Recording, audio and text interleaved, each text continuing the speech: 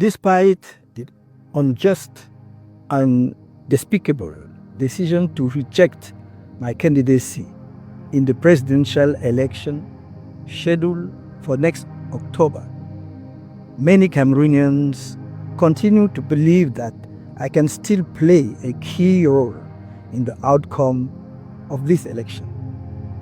I thank them for their renewed esteem and unwavering confidence.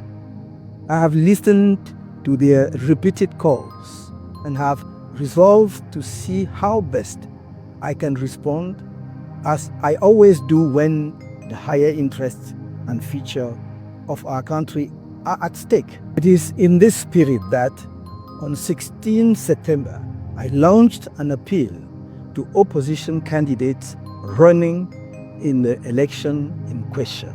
I urged them to unite, ideally behind one of their number, or, failing that, to form a coalition of several strong candidates around one of those among them who has extensive political and state management experience, in this case, one of the two candidates from the northern part of the country, on the basis of a prior agreement between them.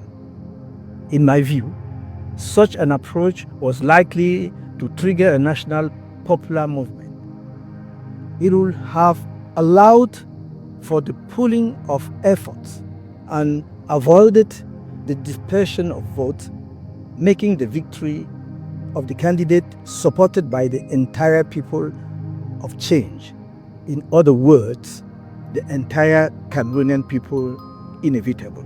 Since this appeal, I have met and exchanged views with 7 of the 11 opposition candidates, including the most important ones, as well as a number of prominent figures from civil society.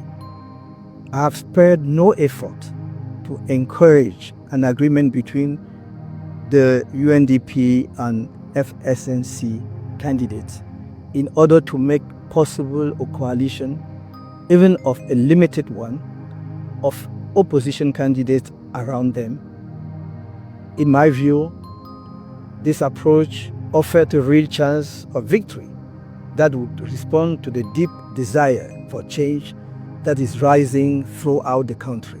The late entry into the race for the presidency of the two candidates from the northern part of the country, whom public opinion seems to consider the major candidates in the upcoming election, did not give them the time to make the multifaceted preparations necessary for either of them to hope to create a winning dynamic on their own. Today, Friday, 26 September 2025, in the eve of the opening of the official electoral campaigns period, during which a coalition candidate should be presented to voters and to all the Cameroonian people across the country, his vision should be explained and his image should be fixed in the minds of voters,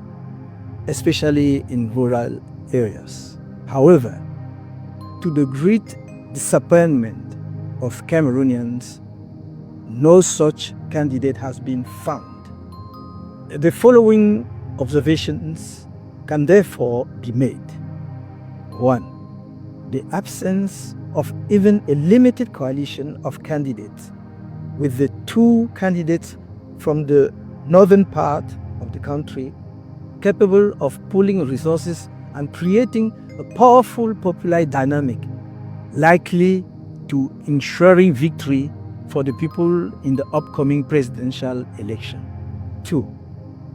The existence of deep divisions within the population, particularly among supporters of the UNDP and FSNC candidates, because of the failure to agree on a single candidate between the two.